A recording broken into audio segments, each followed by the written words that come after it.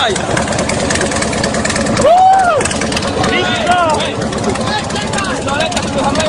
Żeby no.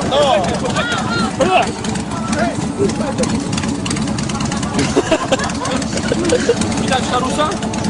No, okej, dobra. Dawaj! Jak się rozgrzeje! Sposób na rozpalenie ogniska! Sposób na rozpalenie ogniska! Będzie pchać.